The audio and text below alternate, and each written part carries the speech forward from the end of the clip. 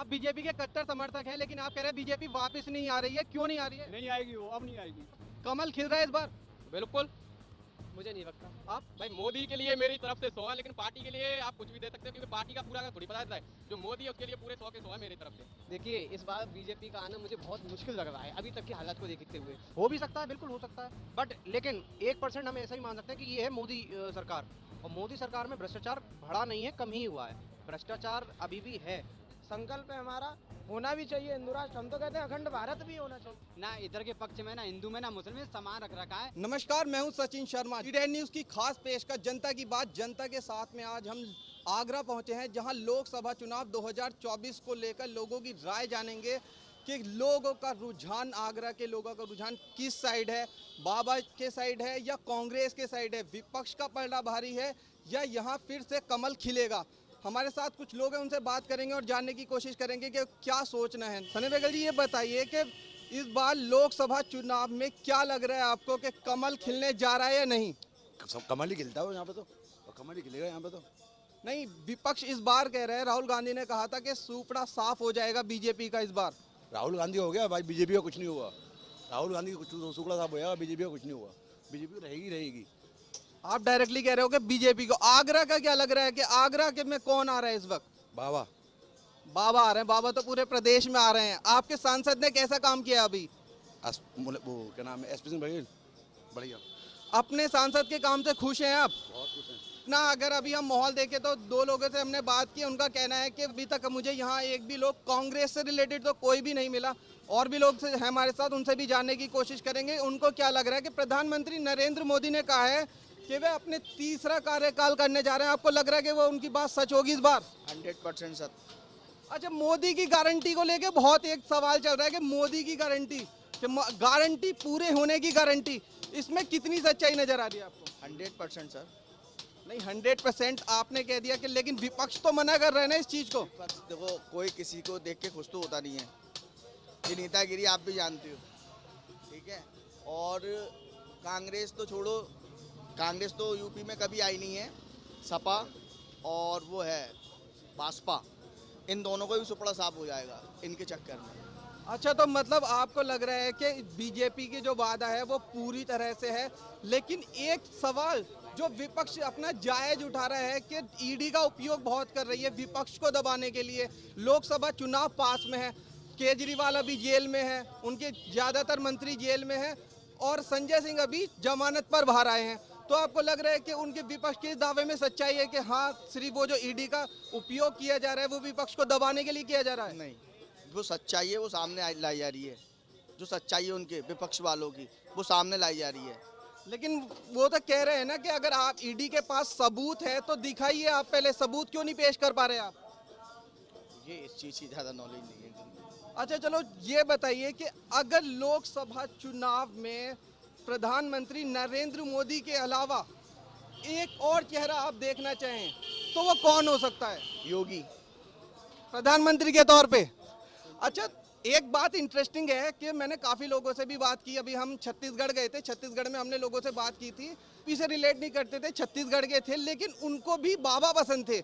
यहाँ तो चलो यूपी के हैं, आगरा से रहने वाले हैं, बाबा को पसंद करना जायज़ सी बात है, लेकिन छत्तीसगढ़ में भी लोग पसंद कर रहे हैं। हमारे साथ सनी जी हैं, उनसे भी जानने की कोशिश करेंगे कि बाबा ने ऐसा क्या किया है जो आप डायरेक्टली प्रधानमंत्री के तौर पे देखना चाह रहे हैं उनको। बाबा ने जो सरकार कुछ नहीं कर पाई वो बाबा ने करी। बदमाशी लोग सब बढ़ा दी बाबा ने। बाबा ने हर कुछ बढ़िया करा है। बाबा ने किसी को परेशान नहीं करा है, चाहे वो कोई भी हो। भाई बड़ी दुनिया कुछ भी कहते हैं बाबा के बारे में, पर जो लोग जानते हैं बाबा हैं, रहेंगे, बाबा ही रहेंगे इस बार, और बाबा ही आएंगे। अच्छा, अर्थव्यवस्था को लेकर एक बात की जा रही है कि तीसरी सबसे बड़ी अर्थव्यवस्था 2027 तक भारत बनने जा रहा है। प्रधानमंत्री नरेंद्र मोदी कह रहे हैं कि मेरे तीसरे कार्यकाल में तीसरी सबसे बड़ी अर्थव्यवस्था बनेगा भारत। सत्य सत्य है ये।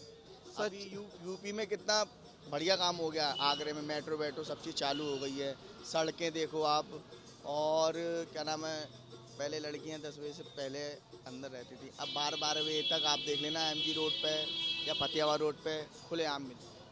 अच्छा, कानून व्यवस्था को आप कह रहे हैं कि कानून व्यवस्था दुरुस्त हो गई है, पहले कानून व्यवस्था इतनी दुरुस्त नहीं थी, लेकिन बहुजन समाज पार्टी के लिए भी कहा जाता है कि उसके राज में कानून व्यवस्था सबसे ज़्यादा दुरुस्त मानी जाती है, तो उसको क्या कहेंगे आप? उनके समय मायावती के टाइम पे ना, जी मायावती हाँ के टाइम। उनके टाइम में उनसे अब बेटर हो गई है, उनसे बेटर वो भी थी लेकिन उनसे बेटर हो गई है, सपा के सरकार में नहीं हुई। अच्छा, तो अभी आपको लग रहा है कि यहाँ से विपक्ष दूर दूर तक नहीं है? दूर तक नहीं है, बीजेपी के दूर दूर तक नहीं आएगा। अच्छा, एक आखिरी सवाल हम आपसे लेना चाहेंगे कि अगर प्रधानमंत्री नरेंद्र मोदी ऐलान कर दें कि वो सत्ता छोड़ रहे हैं, वो सत्ता छोड़ रहे हैं और उसके बाद योगी भी नहीं है, तो आप किसे देखना चाहेंगे? आखिरी सवाल। फिर हम किसी को वोट ही नहीं देना चाहेंगे, फिर हम किसी को वोट ही नहीं देना चाहेंगे। तो वैसे मेरा जो ये सवाल था इसलिए था ये जानने के लिए कि एक बात कही जाती है कि जो चुनाव बीजेपी जीतती है वो प्रधानमंत्री नरेंद्र मोदी के फेस पे जीतती है, तो अगर मोदी जी हट जाएं तो बीजेपी का कुछ नहीं हो सकता। यही कहना चाह रहे हो ना आप योगी लोग? जी, योगी जी, योगी जी, मोदी जी नहीं रहे योगी जी और मोदी जी। और मोदी जी। अभी हमने कुछ लोगों से बात की थी और आपको उनका रुझान दिखाने की कोशिश की थी। ज़्यादातर लोग बीजेपी के पक्ष में मिले थे। अभी और कुछ भी लोगों से बात करना जा रहे हैं जिनसे आपसे बात करके बताएंगे कि 2024 में उनको क्या लगता है, कमल खिलेगा या हाथ का पंजा हावी होगा कमल पे। सर, नाम क्या हुआ आपका? मेरा प्रमोद जैन। प्रमोद जी, ये बताइए कि इस बार लोकसभा चुनाव को आप किस नज़रिए से देख रहे हैं कि क्या कमल खिलने जा रहा है या हाथ का पंजा भारी होगा, विपक्ष अपना दांव खेल पाएगा इस बार? मैं इस चुनाव के लिए बहुत अच्छा एक जो है माहौल चाहता हूं और वो बन रहा है। और रही बात यह कि कमल खिलने की या हाथ के पंजे की, तो वो जो देश हित में काम करेगा, जो देश के लिए काम करेगा वो इस देश में राज करेगा, जो सर्व समाज के लिए काम करेगा वही इस देश में राज करेगा। ये नहीं कि तुष्टीकरण की राजनीति के तहत हिंदुओं को अलग बांटा जाए, मुसलमानों को अलग बांटा जाए, वो नहीं। अच्छा, देश तो इतना- कौन बांट रहा है? तुष्टीकरण की राजनीति कौन कर रहा है? कोई नहीं करता। देश में जितने भी आज नेता आ रहे हैं सब देश हित में काम कर रहे हैं। आज जो है देश हित के लिए जो काम कर रहा है वो बहुत बढ़िया चल रहा है काम। देश तरक्की कर रहा है, आगे चल के और भी तरक्की करेगा। जो भी पार्टी आएगी एक अच्छा निर्णय लेके आएगी। और मैं तो कहता हूँ कि जनता को पूर्ण बहुमत से एक ऐसी मजबूत पार्टी लेके आना चाहिए जो देश हित में काम करे। मेरा ये मानना नहीं है कि हाथ का पंजा आए या बीजेपी आए या साइकिल आए या हाथी आए। मेरा ये मानना है कि देश हित में आए, देश के लिए आए, जिससे देश तरक्की करे, हमारा पूरे वर्ल्ड में हमारा नाम हो, पूरे वर्ल्ड के अंदर हमारी जो है एक छवि हो, जिससे देश अपने आगे बढ़े। हाँ, तो मेरा सवाल यही है ना कि आपको क्या लग रहा है कि देश हित में कौन सी पार्टी, कांग्रेस ने काम किया? पहले 60 साल उन्होंने राज किया, अभी 10 साल आपने बीजेपी सरकार के भी देख लिए। आपको क्या लग रहा है कि देश हित में काम किया है बीजेपी ने? क्यों नहीं किया? खूब कर रही है। कांग्रेस ने भी अपने टाइम में खूब काम किया, बीजेपी भी खूब अपना काम कर रही है। और आगे चल के बीजेपी अगर आती है तो वो भी बहुत काम करेगी। देश हित में जो भी अगर नेता आता है वो देश हित में ही काम करता है। ये तो कुछ नेता हैं जो पार्टी को बदनाम कर देते हैं, पार्टी की छवि खराब करते हैं। सारे ही नेता देश हित में काम करते हैं जो बड़े नेता होते हैं। बाकी ये कि अगर बीजेपी पार्टी, अगर जनता का रुझान, अगर जनता का अगर मन है बीजेपी को लाने का, तो जनता लाएगी बीजेपी को। अच्छा, वैसे दो लोकसभा चुनाव से मुद्दे से हटके एक आपको लेके आना चाहता हूँ। आप कह रहे हो कि सभी नेता काम करते हैं देश हित को लेके, लेकिन इमरजेंसी को डायरेक्टली बीजेपी आरोप लगाते हैं, इमरजेंसी जो लगी थी वो देश हित में थी क्या? ये तो एक तानाशाही वाली बात होती है। जो अपनी गद्दी पे बैठ गया तानाशाही कर रहा है तो वो एक गलत है। नहीं, आप कह रहे थे ना कि देश हित में सभी नेता काम करते हैं। अगर देश से कोई हटके काम करता तो तानाशाही भी बनना जरूरी है। देश हित के अगर दूसरे देश के अंदर जाकर हमारे देश की बदनामी करता है तो उसके लिए तानाशाही होना भी जरूरी है। और मैं ये कहता हूँ कि अगर बीजेपी अगर ऐसा करती है, अगर कहीं तानाशाही दिखाती है तो वो सही है। कांग्रेस अगर कहीं तानाशाही दिखाती है वो सही है। अच्छा, तानाशाही को आप सही मान रहे हैं? बिल्कुल तो सही अच्छा, फिर एक सवाल और मैं अभी लेना चाहूंगा। इस बार बीजेपी कह रही है इस बार 400 पार। ये तो पब्लिक बताएगी ना, ये तो पब्लिक बताएगी। 400 पारी जाएगी। अगर पब्लिक चाहेगी तो 400 पारी जाएगी। पब्लिक को अगर लगेगा कि देश हित में काम हो रहा है तो बिल्कुल 400 से 425 जाएगी, 450 जाएगी। अच्छा, कांग्रेस डायरेक्टली बार बार बीजेपी पे हमलावर हो रही है ये कह के कि बीजेपी सिर्फ जुमलेबाजी करती है और कुछ नहीं। ऐसा है कि कांग्रेस का अपना मन है, कह सकते हैं, आरोप लगा सकते हैं, उनका अपना मन है। वो तो सत्ता में आने के लिए सब कुछ कहेंगे। अच्छा, विपक्ष के इस आरोप को किस नजरिए से देखते हैं आप कि ईडी का उपयोग विपक्ष को दबाने के लिए किया जा रहा है? ईडी का उपयोग जो है गलत काम करने वालों के लिए दबाया जा रहा है। ईडी अगर अपना कार्य कर रही है, जिन्होंने गलत तरीके से अपना धन को छुपा रखा है, उस पर अगर ईडी अगर कार्य कर रही है तो बहुत अच्छा कर रही है। मैं कहता हूँ कोई भी पार्टी आए और ईडी का ऐसा ही सहयोग लेती रहे, जिससे देश के अंदर भ्रष्टाचारी और राजनीति खत्म हो। और भी हम कुछ लोगों से यहाँ पर आए, फल मंडी में लोगों से बात कर रहे हैं, उनसे जानने की कोशिश कर रहे हैं। हमारे साथ एक सर, उनसे जानने की कोशिश करेंगे कि लोकसभा चुनाव में क्या होने वाला है, बीजेपी आ रही है या नहीं आ रही है। सर नाम क्या हुआ आपका? मेरा नाम हाजी नईम है। हाजी जी, ये बताइए कि क्या लोकसभा चुनाव को इस नज़रिए से देख रहे हैं आप कि इस बार बीजेपी सत्ता में वापसी करेगी या नहीं करेगी? उम्मीद तो है। उम्मीद तो है। कमल खिल रहा है आगरा में? आगरा में तो कमल ही खिलता है। अच्छा, आगरा में कमल इस बार भी आपको पूरे लग रहा है, लेकिन अभी कुछ लोगों से मैंने बात की। पोलिंग के बाद ही पता लगेगा कि कौन आ रहा है कौन नहीं आ रहा है, लेकिन ज़्यादातर तो यही स्थिति रहती है। बीजेपी आई लेकिन ये है कि अब देखिए कौन आता है कौन नहीं आता है।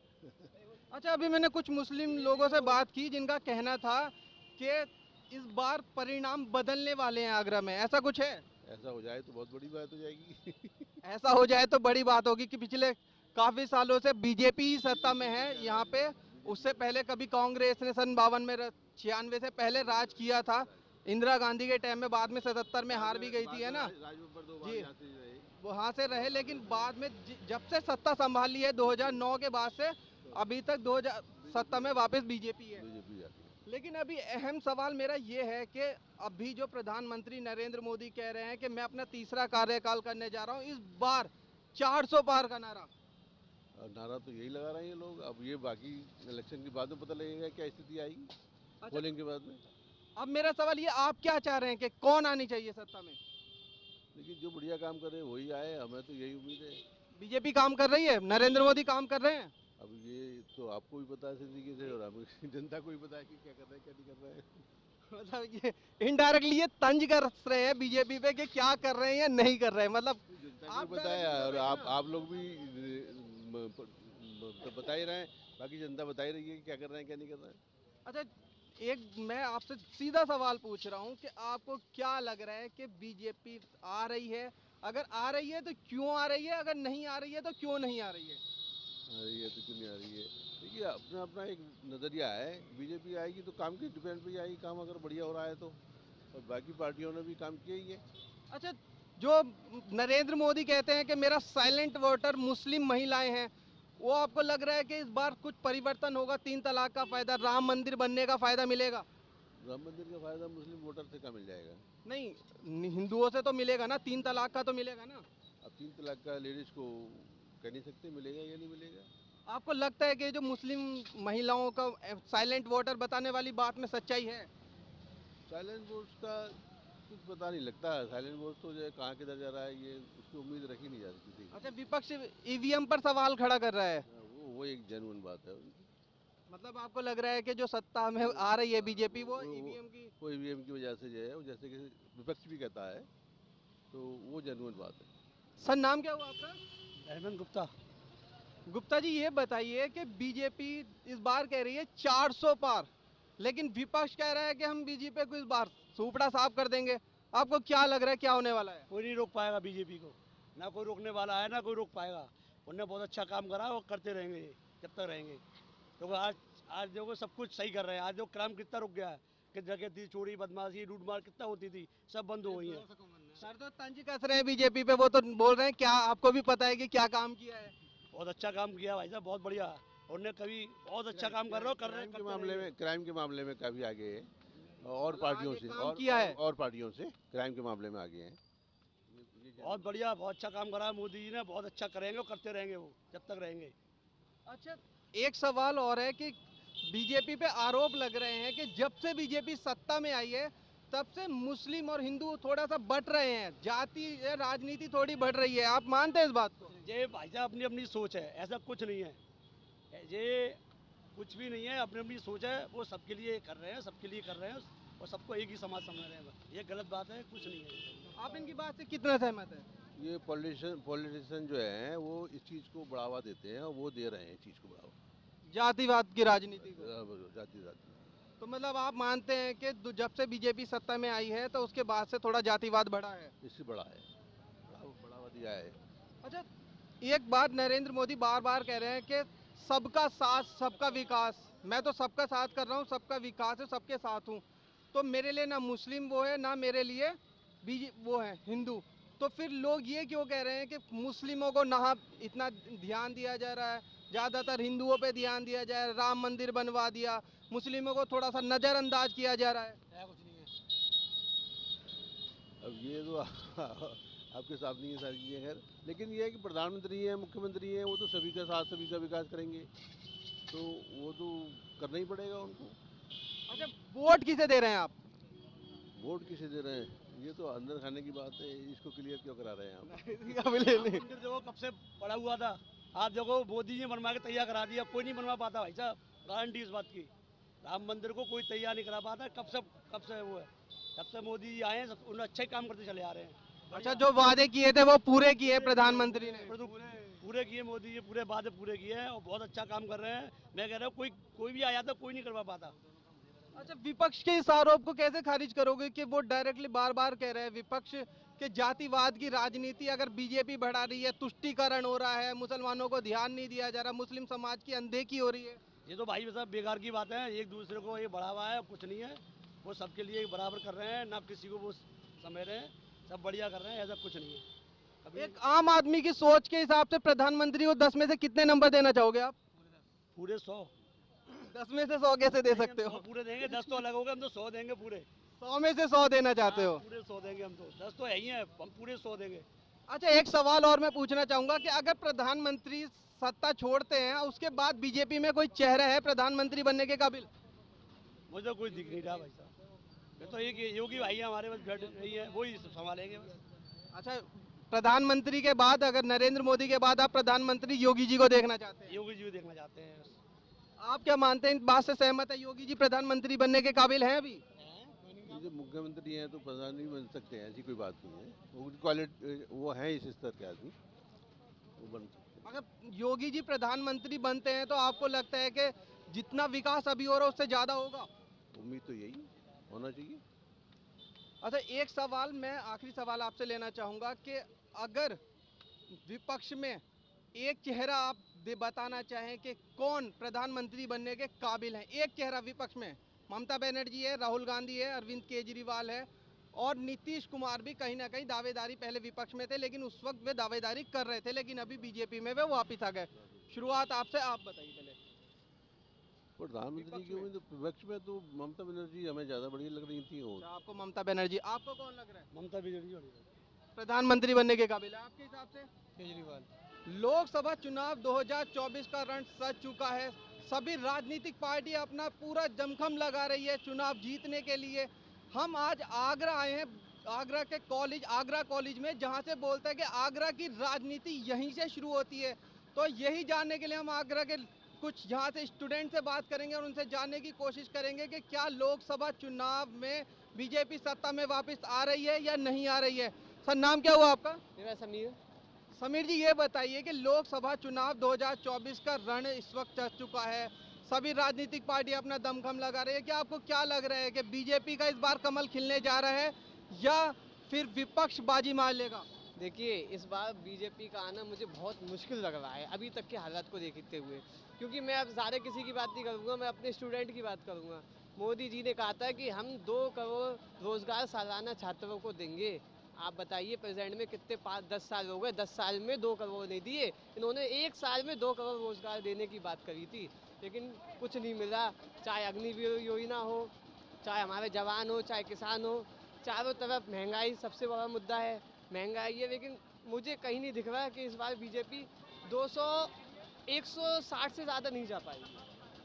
160 तो मैं आपकी बात से एग्री करता हूं, लेकिन एक चीज और है कि जो प्रधानमंत्री नरेंद्र मोदी कह रहे हैं कि इस बार 400 पार आ रहा है, आप कह रहे हैं कि मेरे को मुश्किल लग रहा है, कैसे?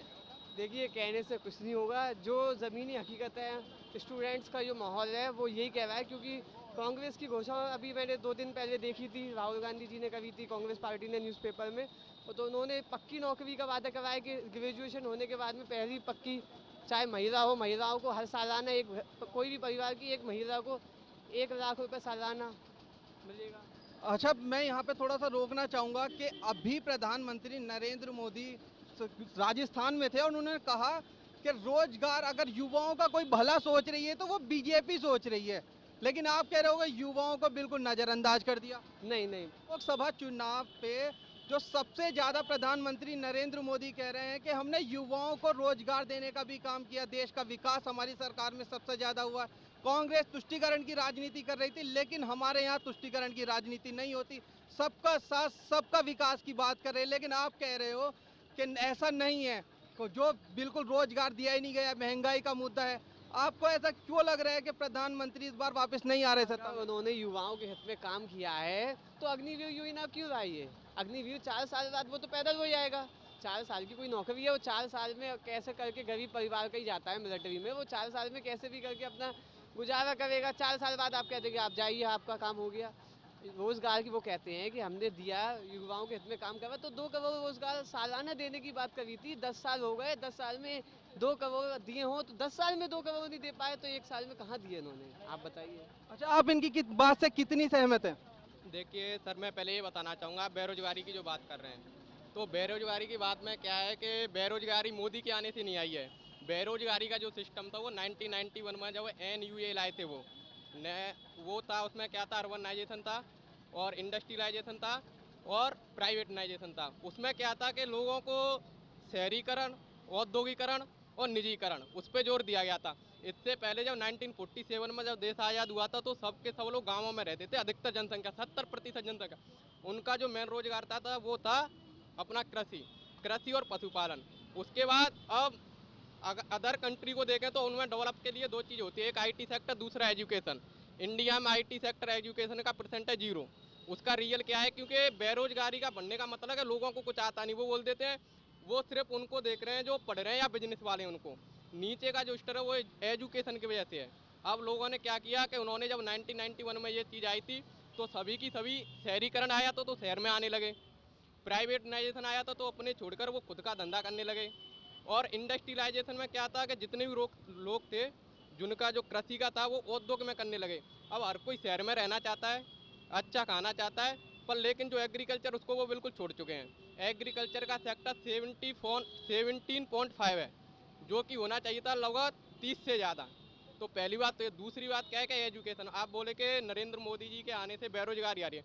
बेरोजगारी सिर्फ नरेंद्र मोदी के आने से नहीं होती, उसमें सबसे बड़ी जो चीज़ है वो क्या है, तुम्हारा पॉपुलेशन।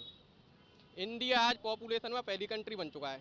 अब पॉपुलेशन के लिए जितनी उन्होंने योजनाएं चलाई थी, परिवार नियोजन, सेक्स और, पॉपुलेशन चीन में नहीं है, चीन में भी तो है तो पॉपुलेशन। उसका पहला पॉइंट बोल चुका हूँ मैं, IT सेक्टर और एजुकेशन। IT सेक्टर, अच्छा हमारे यहाँ जो शिक्षा है वो मैकाले की शिक्षा। देखिए जिस हिसाब से रुको भाई, क्षेत्रफल है, सुनिए हाँ। अमेरिका का क्षेत्रफल है, उसके हिसाब से अमेरिका की इसकी जनसंख्या कितनी है, वहाँ पे भी तो रोजगार अरे है। मैं आपके पॉइंट को क्लियर कर रहा हूँ ना। आपने बोला, मैंने बोला हमारे यहाँ जो एजुकेशन वो मैकाले की एजुकेशन है। जो 90 देश में क्या हुआ था कि जो हमारे अंग्रेज शासन था, अंग्रेज शासन था तो वहाँ के अब जितने मतलब ब्रिटेन के लोग थे वो तो यहाँ के काम नहीं कर सकते थे। तो वहाँ पे जो मैकाले था उसने वो शिक्षा लाई थी कि बताओ नौकर कौन बनेगा। तो यहाँ के जितने लोग थे वो नौकर बनने के लिए चले गए कि हम ये सब नौकर बनेंगे। अच्छा, आज इंजीनियरिंग की तैयारी, आपको किसकी तैयारी कर रहे हैं आप? मैं बीकॉम कर रहा हूँ। बीकॉम कर रहा है, आपने हिंदी मैथ पढ़ा है, मैथ संस्कृत पढ़ा है, क्यों पढ़ा है, उसका क्या यूज है? आपको तो बीकॉम पढ़ रहे हैं, मैं PCM होना चाहिए था ना बीकॉम कर रहा हूँ तो मेरे भाई। को यहाँ पता पे ही नहीं मेरा यहाँ पे इंजीनियर है। शिक्षा को वो बदल दिया गया है कि अगर आपको जो IIT की तैयारी कर रहा है उसको मैथ संस्कृत, उसका मतलब 10th के बाद संस्कृत का कोई यूज ही नहीं है। आप जो विदेश की बात कर रहे हैं वहाँ पे IT सेक्टर को, एजुकेशन को उससे जोड़ा जाता है जिसकी वो भविष्य में तैयारी करता है।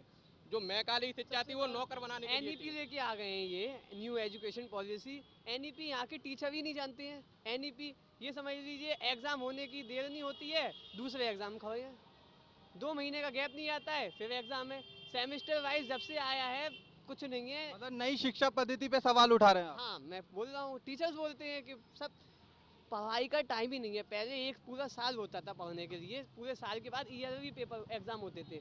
अब तो 2 महीने हुए नहीं, एग्जाम खड़े हैं। एग्जाम से हुए, कॉपियाँ चेक करने में टीचर लगे हुए 2 महीने, पता चला कि फुल एक सेमेस्टर एग्जाम खड़े हैं। पढ़ाई का तो टाइम ही नहीं मिल पाता है। अच्छा, मेरा सवाल आप दोनों से है कि एज ए युवा कि अगर कांग्रेस ने काम नहीं किया, 10 साल अभी आपने दोनों सरकार देख ली है, दोनों ही पार्टियां एक दूसरे पर आरोप लगाती है कि भाई कांग्रेस ने काम नहीं किया, अब वो कह रहे हैं तुमने तो 10 साल काम कर लिया। अच्छा भाई, सवाल मैं यहाँ पे ये भी है ना? एक बिल्कुल क्लियर पॉइंट करता हूँ। जैसे यहाँ पे इतने लोग खड़े हैं, इन सबका कोई ना कोई दोस्त यार होता है। उसके साथ उसने कोई काम किया, 10 काम किए उसके साथ, 9 काम अच्छे किए, एक काम गलत कर दिया, अब वो एक काम उसको लग गया बुरा। यही होता है। लोग क्या होता है कि जो बिल्कुल व्हाइट पेज होता है तो उसको ना देखकर ब्लैक पॉइंट को देखते हैं। केजरीवाल जी उन्होंने उनके दिल्ली में जैसे स्कूल है कहीं पे भी नहीं है, लेकिन उनका एक ब्लैक पॉइंट था कि उन्होंने अब घोटाला कर दिया, उससे उसको लेकर उनको जेल में डाल दिया। बाकी के क्या बीजेपी में ऐसे नेता नहीं है? सब होते हैं, लेकिन क्या है कि पॉपुलेशन को भड़काया जाता है राजनीति के मामले में। उनको सिर्फ वो चीज़ें दिखाई जाती है जो बाहर की होती है, अंदर का तो कुछ पता ही नहीं है। अच्छा, मेरा आपसे सवाल है कि एक सीधा सवाल, क्या पहला मोदी जी सीधा वापस सवाल आ तो- रहे हैं? पहला सीधा सवाल तो ये है कि मैं किसी पॉलिटिक्स पार्टी को सपोर्ट नहीं करता हूँ। दूसरा ये है कि मोदी जी आ रहे हैं, मोदी जी इस बार भी आएंगे, आगे वो लड़ेंगे नहीं, 5 साल अभी तक और रहेंगे। और इस बार मतलब मतलब वो पहले तीसरी जैसे बारी नहीं आएंगे खेलने हैं। वो पहले जैसे नहीं आएंगे, इस बार 300 प्लस सीट से आएंगे। मोदी जी कह रहे हैं इस बार 400 पार। नहीं, 400 पार भी हो सकता है अगर ऐसे चला सब। जब अब आप देखो डेटा लेकिन को, उन्होंने तो खारिज कर दिया अरे डायरेक्टली। कांग्रेस को देखो, कांग्रेस के जितने नेता हैं, कांग्रेस के जितने नेता हैं वो ईडी और एनआई से बच के सब इसी में आ रहे हैं बीजेपी में। उनको पता है कि अगर ईडी, वॉशिंग मशीन लगी हुई है ना उनके पास, जो आएगा वो धुल जाएगा, पाप धुल जाएंगे उनके। अब तो बहुत सी मशीन इसलिए लगी है क्योंकि मैं नहीं, हर कोई पावर के साथ ही रहना चाहता है, कमजोर व्यक्ति का कोई साथ नहीं देता है।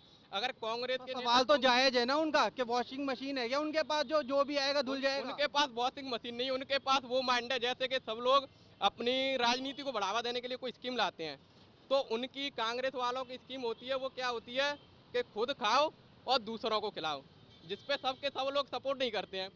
उन्होंने जैसे राम मंदिर लाए, अब वो राम मंदिर चाहे ट्रस्ट के लिए हो, कोई बोल सकता है उसके बीच में? कोई नहीं बोल सकता। और भगवान को कोई विरोध में जा भी नहीं सकता है। ये तो उनका माइंड है, इसके माइंड। अच्छा, दुनिया में अगर कुछ बनना है तो वो तो खुद का टैलेंट है। उनके पास जो वॉशिंग मशीन है, वॉशिंग मशीन ही उनका टैलेंट है। इसकी वजह से सब आ रहे हैं, इसलिए सब धुल रहे हैं।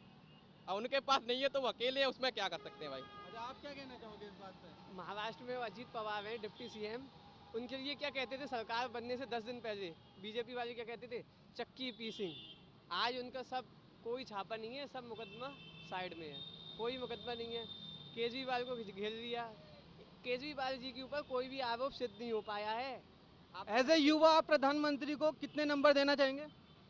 मैं 30 दूंगा बस, 30 से ज़्यादा नहीं। 100 में से 30 नंबर। 30। आप? भाई मोदी के लिए मेरी तरफ से 100 है, लेकिन पार्टी के लिए आप कुछ भी दे सकते हो, क्योंकि पार्टी का पूरा का थोड़ी पता रहता है। जो मोदी है उसके लिए पूरे 100 के 100 है मेरी तरफ से।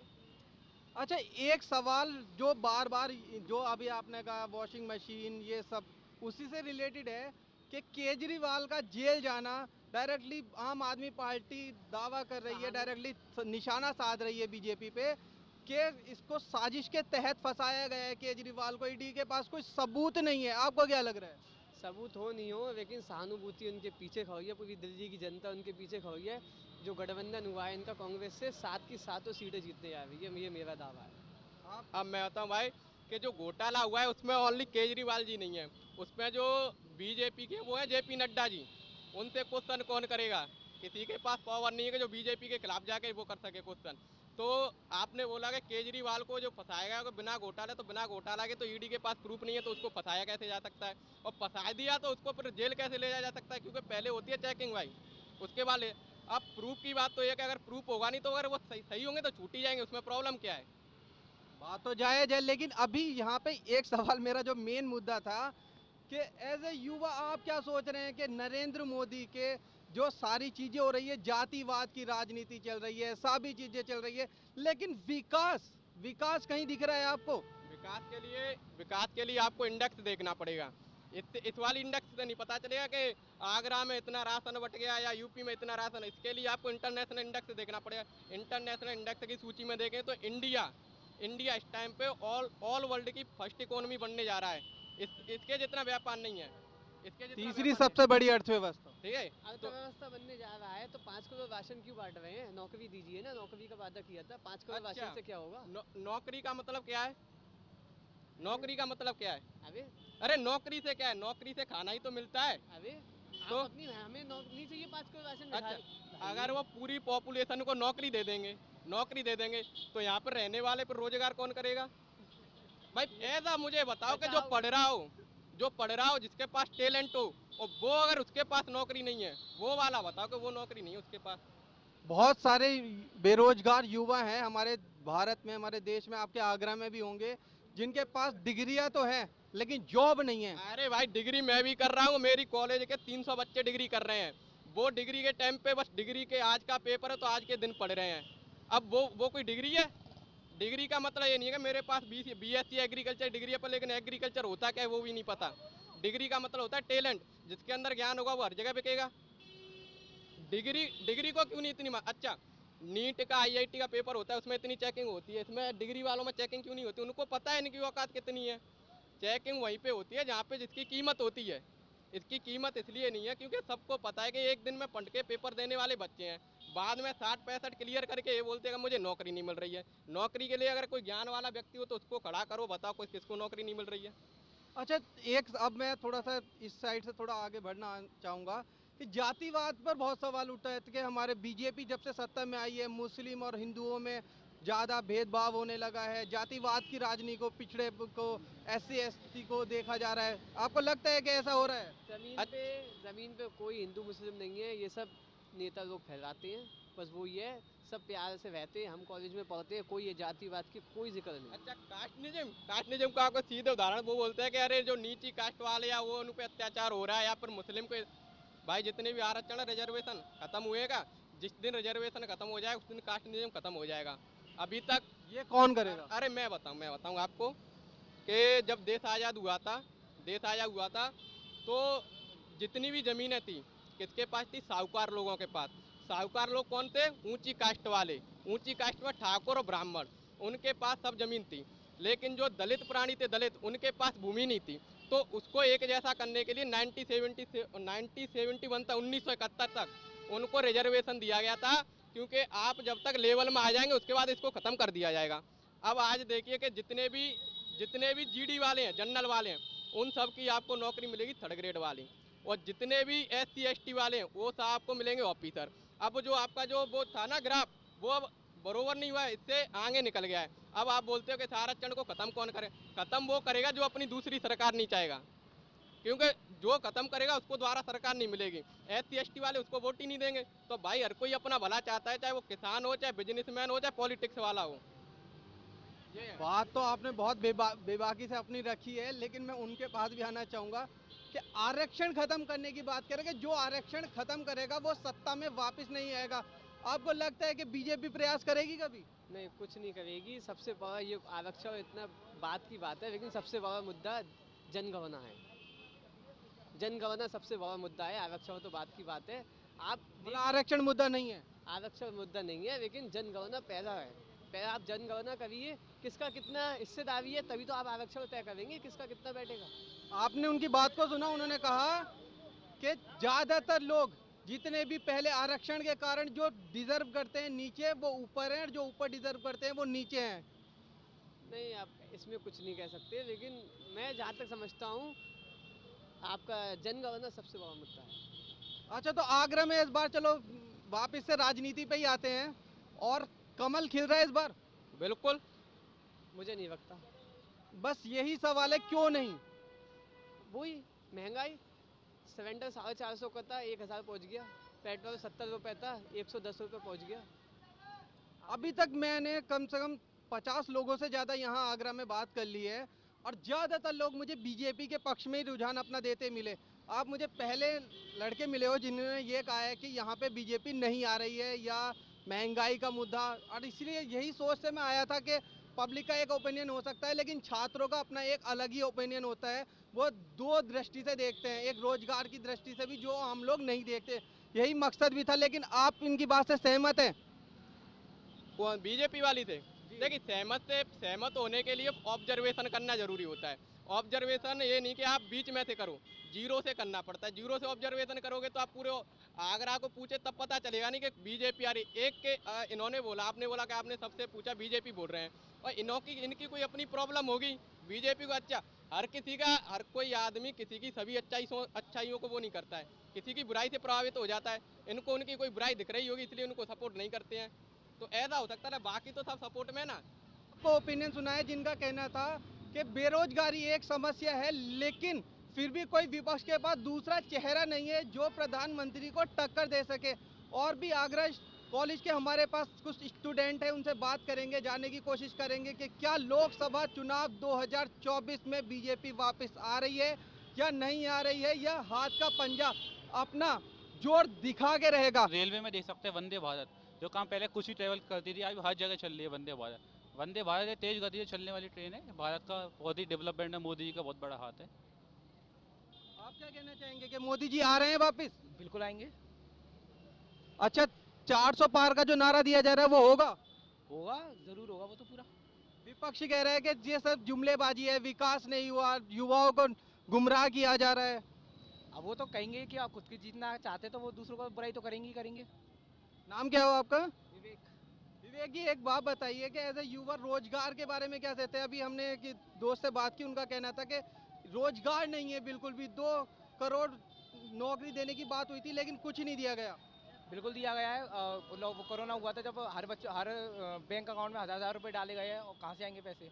रोजगार की बात चल रही, रोजगार की। रोजगार दिए जा रहे हैं, हर सेक्टर में दिए जा रहे हैं। अरे रोजगार क्या है, रोजगार सारे कुछ हैं, पर जनसंख्या आगे इसमें इशू हो सकता है। फिर जनसंख्या आगे इंडिया की इकोनॉमिक, इंडिया के लड़के हैं सरकारी जॉब के लिए भागते हैं, सरकारी ऐसी बहुत सी अपॉर्चुनिटियाँ, सेल्स मार्केट हैं, काफ़ी बिजनेस को बहुत सारी मार्केट जहाँ अपॉर्चुनिटी हज़ारों खाली पड़ी हैं, वहाँ लड़कों का ध्यान है कि वे सरकारी नौकरी पे, और वैकेंसी लिमिटेड है, जनसंख्या भी, इसमें सरकार कुछ नहीं कर सकती। और क्या करते हैं लड़के, उसी की तैयारी करते हैं सरकारी जॉब की, 5-6 साल उसमें ट्राई करें। भारत की इकोनॉमिक्स क्या है कि सरकारी नौकरी लगी, लड़के को 15-20 लाख रुपए उसमें मतलब शादी मिल जाएगा, उसका मामला सेट है। उसकी मेंटिलिटी ऐसी बना दी है इंडिया के युवा शक्ति की कि सरकारी जॉब, सरकारी जॉब। इस चक्कर में लड़का कोई और अपॉर्चुनिटी में ध्यान ही नहीं देता है। मार्केट में इतनी सारी हैं, शेयर मार्केट है, बंदा जाता ही नहीं उधर। उनके फैमिली से, ये इंडिया की जो वे फैमिली चलता आता है कि सरकारी जॉब, सरकारी ठप्पा होना चाहिए, शादी अच्छी हो जाती है इंडिया के अंदर। लड़की भी अपने बाप भी देखता है कि लड़का सरकारी नौकर है, अभी लड़की वही देगा, वो ये नहीं देखेगा। मार्केट में प्राइवेट में भी बहुत सारे लड़के लाखों रुपए कमा रहे हैं, पर वह नहीं, इंडिया की मेंटलिटी कि बस सरकारी का थप्पा होना चाहिए। अच्छा, अग्निवीर योजना पे बहुत सवाल खड़े हो रहे हैं कि अग्निवीर योजना युवाओं के लिए बहुत गलत लाई गई है। आपको क्या लग रहा है? देखो बिल्कुल भी गलत नहीं है, ये बहुत अच्छा है, इससे हर लड़के को मौका मिलेगा। इसमें 4 साल के लड़के को जा रहा है, वैसे भी 4 लड़का 2 साल जाए कॉलेज में इधर उधर खराब कर देता है। 4 साल में करके आएगा, उससे फिजिकल फिट होगा, मेंटलिटी स्ट्रॉन्ग होगा, बाहर की वॉर के बारे में पता पड़ेगा, और उसको जो पैसा मिलेगा 4 साल लगा जो 11-12 लाख रुपए उसे मिल रहा है, जो गवर्नमेंट दे रही है, उससे बनाने वाले लोग उससे 50 लाख ही बना लेंगे, बिजनेस में अपना धंधा खोलेंगे, और करने वाले उससे बर्बाद हो, तो जो भी बहुत बढ़िया, सबको मौका मिलेगा। लेकिन मैंने कुछ लोगों से बात की अग्निवीर योजना को लेकर। कुछ लोगों का कहना था कि जो अग्निवीर योजना में 4 साल बाद 25% लोग ही सेलेक्ट होंगे, लेकिन जो 75% लोग होंगे वो अपने आप को रिजेक्टेड, अपमानित महसूस करेंगे। उसका क्या?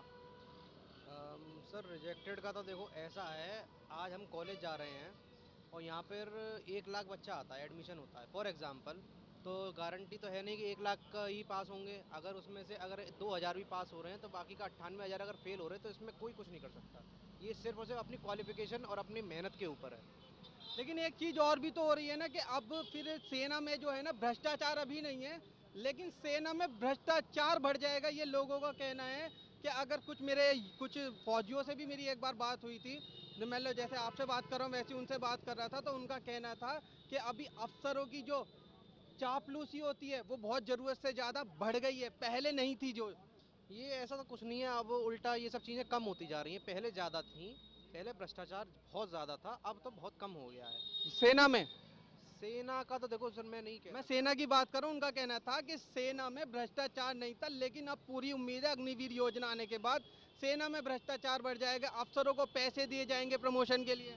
हो भी सकता है, बिल्कुल हो सकता है, बट लेकिन 1% हम ऐसा ही मान सकते हैं कि ये है मोदी सरकार, और मोदी सरकार में भ्रष्टाचार बढ़ा नहीं है, कम ही हुआ है।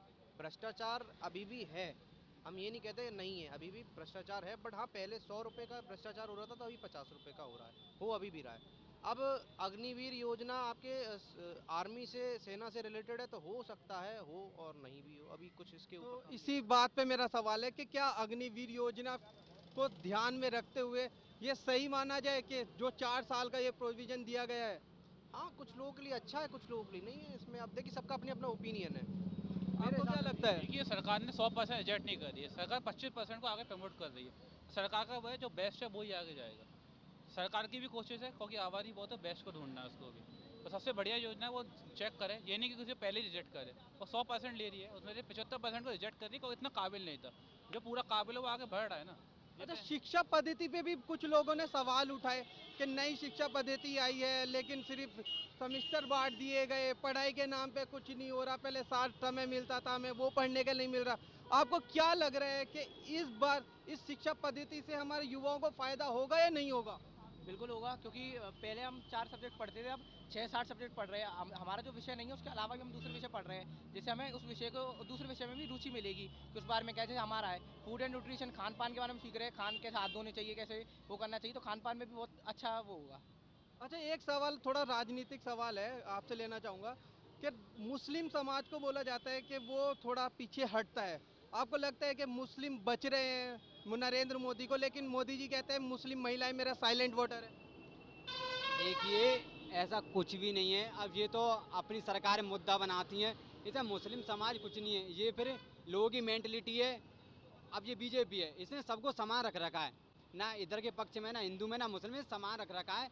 और थोड़ी जो पहले हाईलाइट चल रहा था, जैसे अखिलेश था सरकार, मतलब यूपी में अखिलेश थी, हाईलाइट चल रहा था थोड़ा कि हम मोमडन सपोर्ट कर रहे हैं, वो पर थोड़ा बहुत ऐसा चलता रहता है। पर बीजेपी में ऐसा कुछ भी नहीं है कि किसी को महिला वोटिंग, ऐसा कुछ भी नहीं है।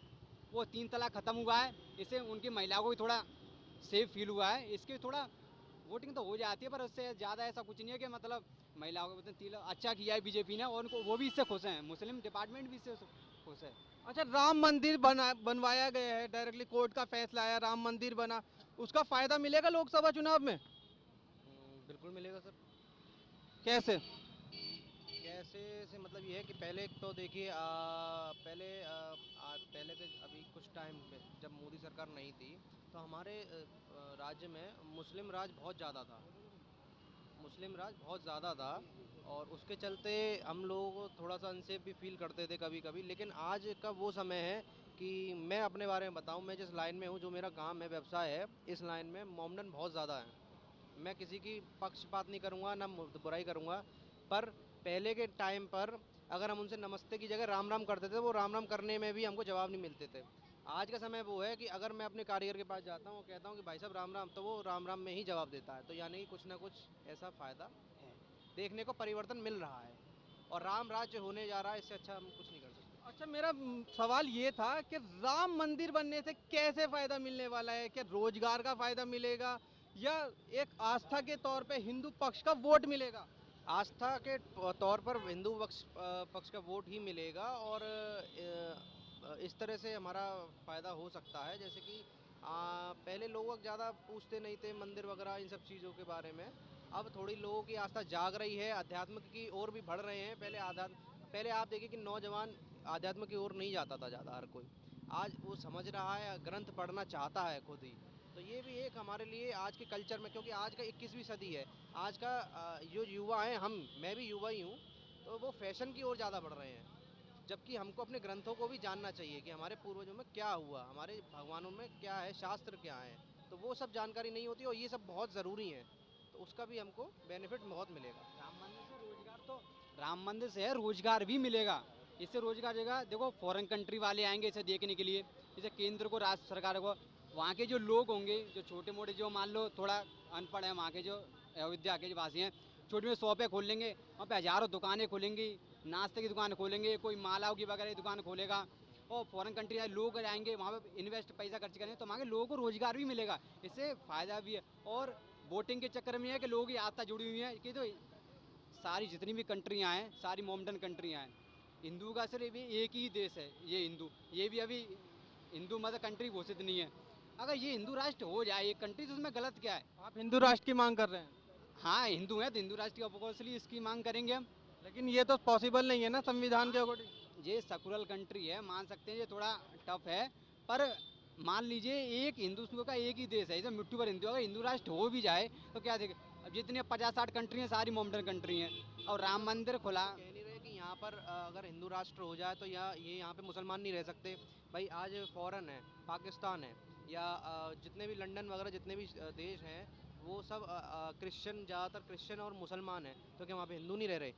वो भी हिंदू भी रह रहे हैं ना, लेकिन ऑब्जेक्शन नहीं उठाया जा रहा। लेकिन यहाँ पर कम से कम इसको हिंदू राष्ट्र घोषित करना चाहिए, यहाँ हम भी सेफ रहें कि हाँ हमारा भी कुछ एक अलग है, और हिंदू राष्ट्र होना ही चाहिए। और मोदी जी का जो फैसला है, मोदी जी ने राम मंदिर जो बनाया, इससे हिंदू राष्ट्र ही घोषित हो जाएगा। भारत और पाकिस्तान का जब बंटवारा हुआ था तो वो धर्म के नाम पे हुआ था कि मुस्लिमों को पाकिस्तान दिया जाएगा, हिंदुओं को भारत दिया जाएगा। और आज भारत में सबसे ज़्यादा धर्म, सबसे ज़्यादा मजहब अगर कहीं पर शांति पूर्वक रह रहे हैं, चाहे वो पारसी हो, चाहे वो ईसाई हो, चाहे वो सिख समाज हो, चाहे वो मुस्लिम समाज क्यों ना हो, वो भारत में रह रहे हैं। भारत में कभी भी किसी दूसरे धर्म के व्यक्ति पर कभी भी सरकार के द्वारा कोई गलत वो नहीं करा जाता है। अगर हिंदू राष्ट्र होता भी है तो सिंधु के पास हर व्यक्ति रहने वाला हिंदू है। उसका मतलब ये नहीं है कि मुसलमानों का धर्म परिवर्तन होगा। भारत में रहने वाला हर एक व्यक्ति हिंदुत्व से जुड़ा हुआ है, वो हमारी धारणा से जुड़ा हुआ है। तो हिंदू राष्ट्र अगर होता भी है तो क्या बुराई है? 75 साल हो गए देश की आज़ादी को, अगर हिंदू राष्ट्र होता भी है तो क्या बुराई है? अच्छा, तो अगर 2024 में बीजेपी वापस आती है तो मांग करेंगे हिंदू राष्ट्र की आप? बिल्कुल करेंगे, क्यों नहीं करेंगे। संकल्प है हमारा, होना भी चाहिए हिंदू राष्ट्र। हम तो कहते हैं अखंड भारत भी होना चाहिए। रिक्शा वालों आप बोलो जो क्वेश्चन करो। अच्छा, लोकसभा चुनाव 2024 में बीजेपी आ रही है? नहीं आएगी। नहीं आएगी। यहाँ तो अभी मैंने काफी लोगों से बात की, सबका कहना है बीजेपी आ रही है। देखो, बीजेपी के हम कट्टर समर्थक हैं, लेकिन बीजेपी गलत कर रही है। क्या गलत कर रही है? अभी जो अंसारी हैं, उनका जो पॉइजन दिया, उन्हें जहर दिया गया, वो गलत किया। भाई साहब, पहले पोस्टमार्टम रिपोर्ट देखना, उनकी डेथ हार्ट अटैक से हुई है। ये तो कहने की बातें हैं, वहम बनाया जा सकता है कि जहर दिया ये हुआ, लेकिन पोस्टमार्टम रिपोर्ट देखो ना आप। मैं हिंदू हूँ, मैं जाट समाज से आता हूँ, चौधरी हूँ मैं, ठीक है। और वो गलत है। देखो, अभी अंसारी मारे गए, अतीक अहमद मारा गया, वो गलत थे, मैं मानता हूँ वो गलत थे, लेकिन ये अच्छा, योगी जी ने कहा था ना कि माफिया का सफाया करेंगे, वही कर रहे हैं वो। बात वो नहीं है। कल को उनके उनके सामने आएगी ये चीज़ें। कल को सरकार चेंज होगी, सपा की सरकार आए, बसपा की आए या कांग्रेस की आए, इसका मतलब नहीं है। आप कहना चाहते हैं वो गलत करेंगे, सपा सरकार आ जाएगी तो वो ये गलत कर रहे हैं, वो भी गलत करेंगे। ये क्या गलत कर रहे हैं? ये अतीक अहमद क्या वो नहीं था, टेररिस्ट नहीं था? अतीक अहमद गलत था, अंसारी गलत था, लेकिन इसका मतलब ये नहीं है कि तुम्हें गाड़ी पलट गई, उनका एनकाउंटर कर दो। जिन्हें उनका एनकाउंटर करा था उन्हें सजा भी हो गई मैं बकायदा। अपने विचार रख रहा हूँ, मैं जेल से निकाल दो। मैं हालांकि बीजेपी का कट्टर समर्थक हूँ। आप बीजेपी के कट्टर समर्थक हैं, लेकिन आप कह रहे हैं बीजेपी वापस नहीं आ रही है, क्यों नहीं आ रही है? नहीं आएगी वो, अब नहीं आएगी, क्योंकि जनता में ये चीज़ मालूम पड़ गया है। क्योंकि ये योगी आदित्यनाथ जी हैं और अमित शाह हैं, मोदी जी हैं, ये जो भी कर रहे हैं गलत कर रहे हैं। आज जाटों के चौधरी चरण सिंह को भारत रत्न देने का काम पिछले 70 सालों में नहीं हुआ, वो भारतीय जनता पार्टी ने करके दिखाया। एक मिनट रुको। अभी मथुरा सीट से जो लोकसभा सीट है, वहाँ से हेमा मालिनी थी बीजेपी की, वहाँ से अभी कांग्रेस से वो उतारे थे, वो बॉक्सर थे विजेंद्र सिंह, ठीक है। मैंने एक दिन पेपर में पढ़ा, आज बॉक्सर वो उतर रहे हैं विजेंद्र सिंह, दूसरे ने मालूम पड़ा वो बीजेपी में शामिल हो गए। तो लेकिन उसमें ये था ना कि वो उस सीट से हरियाणा से बिलोंग करते हैं, वो मथुरा से आप उनको उतार रहे हैं, तो इस कारण से उन्होंने अपना रीजन बताया। बीजेपी में क्यों आ गए वो तो उनकी मर्जी है ना, वो ना बीजेपी में आज पेपर में मालूम पड़ रहा है कि बॉक्सर विजेंद्र सिंह कांग्रेस से लोकसभा के प्रत्याशी हैं, और दूसरे दिन पेपर में पढ़ते हैं वो बीजेपी में शामिल हो गए। ये अच्छी बात नहीं है ये भारत के लिए। अच्छा, ये कह रहे डायरेक्टली बीजेपी नहीं आने वाली है क्योंकि बीजेपी तुष्टीकरण की राजनीति कर रहे हैं, इनडायरेक्टली वो यही कहना चाह रहे हैं। पूछता हूँ, अगर बीजेपी नहीं आएगी तो आना कौन चाहिए? आना कौन चाहिए? मैं बताऊँ आपको, बीजेपी से अच्छी कोई पार्टी नहीं है, लेकिन बीजेपी इस टाइम कर रही है वो गलत कर रही है। इस टाइम जो एनकाउंटर कर रही है, जो जहर दे के मार रही है, पॉइजन का इस्तेमाल करवा रही है, वो गलत कर रही है। ये अपनी सेफ्टी कर रहे हैं ये लोग। अच्छा, तो फिर विपक्ष की तरफ से प्रधानमंत्री के रूप में किसे देखना चाह रहे हैं आप? मोदी से बढ़िया कोई है नहीं। देखिए ये अपने जिस टाइम ये अवेयरनेस में नहीं है, अपने संतुलन में नहीं है, जिनको खुद नहीं पता है क्या कह रहे हैं। ना मैं वो नहीं कह रहा, मैं वो नहीं कह रहा। हालांकि मैंने जितनी भी देखी हैं, तुम मुझसे छोटे हो गए भैया, मैंने सपा बसपा और केंद्र में जो गवर्नमेंट रही है कांग्रेस की, उनकी सब गलत हैं। लेकिन जो प्रेजेंट में जो कर रहे हैं ये लोग, वो गलत कर रहे हैं। अच्छा, जो कर रहे हैं वो गलत है, लेकिन प्रधानमंत्री नरेंद्र मोदी होने चाहिए। अब क्या कहें, अब तो भैया वो ये जो जिससे डर है उसे ख़त्म करा रहे हैं ये लोग, और ये ख़त्म कराएंगे। जितने भी मुख्तार अंसारी कौन था मालूम है? उसके नाना कौन थे मालूम है? 1947 में उसके नाना ने ब्रिगेडियर थे वो। तो नाना थे ना, मुख्तार अंसारी थोड़ी ब्रिगेडियर था। ब्रिगेडियर थे, मुख्तार अंसारी तो उन्होंने जंग लड़ी थी। आपको पता उनके नाम पे कितने मुकदमे दर्ज है मर्डर के? रुको रुको रुको, जो मुख्तार अंसारी के नाना थे वो ब्रिगेडियर थे। वो मुख्तार अन्नास थे, क्या थे पता नहीं है मुझे नाम। लेकिन उन्होंने जब जिन्ना ने कहा था उनसे कि तुम पाकिस्तान चले जाओ, उन्होंने मना कर दिया, मैं हिंदुस्तान में रहूँगा, हिंदुस्तान में मरूँगा। लेकिन मुख्तार अंसारी गलत नहीं थे, वो उनके दरबार में जो भी जाता था उसका निर्णय सही होता था, और वो खाली हाथ नहीं आए लौट के वहाँ से। अच्छा चलो, मैं आपको एक उदाहरण के तौर पे समझाना चाहता हूँ कि मैं हूँ, मेरे पिताजी सेना में थे, बहुत अच्छा काम किया, लेकिन मैं इनका मर्डर कर देता हूँ और इनका भी मर्डर कर दिया, बाद में थोड़ा समाज सेवा करने लगा, तो मैं अच्छा इंसान हूँ बुरा इंसान? और कौन सा गलत है? सब नेता भ्रष्ट हैं, सब नेताओं ने। मैंने आपसे कुछ सवाल किया कि मैंने इनका मर्डर कर दिया लेकिन समाज सेवा भी कर रहा हूँ, तो मैं अच्छा इंसान हूँ गलत इंसान? गलत हुए ना। तो वैसे ही उसने कई गरीबों का मर्डर किया था, आज वो गलत हुआ। जो हाँ उसे जाना था, योगी जी ने कहा था सफाया करेंगे, उन्होंने कर दिया। ना, मुख्तार अंसारी का एक काम बताओ कि उसने गलत किया था, एक काम बताओ। आप पढ़ के आना, उसने मर्डर कितने किए हैं, पहले आप ये पढ़ के आना। अरे भैया रुको सही, मुख्तार अंसारी ने क्या गलत किया था? वही तो बता रहा हूँ, क्या गलत ये किया? बताइए, कितने लोगों के मर्डर किए थे उसने सही क्या किया? आप उसकी एक भी अच्छाई बता दीजिए कैमरा के सामने, उसने अच्छा क्या किया था? उसने हमला करवाया था। हाँ, जब योगी गोरखपुर का सांसद था। मुझे पता है, जब योगी आदित्यनाथ जी सांसद थे गोरखपुर के, उन्होंने हमला कराया था, उसी चक्कर में उन्हें पॉइजन दिया गया, वो जहर दे के मारे गए। तब आप डायरेक्टली कह रहे हैं योगी जी ने बदला लिया है? बदला लिया है, निशाना साध रहे हो आप? डायरेक्टली बदला लिया, बदला। अच्छा, तो अभी आप कह रहे थे, क्या कहते हैं कि प्रधानमंत्री सबसे अच्छे आदमी है, लेकिन सत्ता में वो आने ही नहीं चाहिए, तो फिर सत्ता में कौन आ रहे हैं? कोई नहीं आना चाहिए भैया, अब तो ये पॉलिटिक्स यहाँ की। देश में राष्ट्रपति शासन लगा दें, मजा आ जाएगा, इससे बढ़िया कोई बात नहीं है। तो राष्ट्रपति भी तो फिर उन्हीं का ही है ना? राष्ट्रपति भी तो अभी उन्हीं का ही है। वही अपना चुन लेते हैं, वो सुप्रीम कोर्ट में जितने भी जज हैं उन्हीं के हैं सब, मीडिया उन्हीं की है, मीडिया वाले सब उन्हीं के हैं, बीजेपी वालों के। मीडिया पे आरोप लगा रहे हो। मीडिया उनकी कैसे है ये तो बता दो? मीडिया उनकी कैसे है? मीडिया वालों को जो एंकर है ना, मीडिया वाले एंकर हैं, जितने भी एंकर हैं उन्हें पैकेज दिया गया है करोड़ों में। और सरकार दे रही है? सरकार दे रही है पैकेज उनको। चैनल पैसा देता है बहुत? बीजेपी पैसा दे रही है। बीजेपी कैसे पैसा दे सकती है? बीजेपी एंकरों को पैसा दे रही है। मुझे फिर से वापिस से इसी सवाल पे आ रहा हूँ, आप कह रहे प्रधानमंत्री नरेंद्र मोदी अच्छे हैं, लेकिन आपने बुराई भी 10 गिनवा दी। तो भैया वही बात है, परिवार में एक मुखिया हो, उसके 10 बच्चे हों, वो कोई गलत होता है, कोई। नाम क्या हुआ सर आपका? मेरा अजय चौधरी। ये हमारे साथ अजय चौधरी थी, और कुछ युवा भी थे जिनसे हमने बात की, जिनका कहना था कि नरेंद्र मोदी सत्ता में वापस आ रहे हैं। हालांकि रोजगार एक समस्या हो सकती है, अग्निवीर योजना पे भी कुछ प्रॉब्लम हो सकती है, लेकिन नरेंद्र मोदी से अच्छा चेहरा अभी हमारे पास नहीं है। हमारे साथ चौधरी साहब थे, जिनका कहना था, जिन्होंने कहा कि प्रधानमंत्री नरेंद्र मोदी जी अच्छा प्रधानमंत्री नहीं है, लेकिन वो बीजेपी को वापस नहीं देखना चाहते। हालांकि और लोगों से बात करेंगे, उनसे भी जानने की कोशिश करेंगे कि कौन सत्ता में वापस आ रहा है।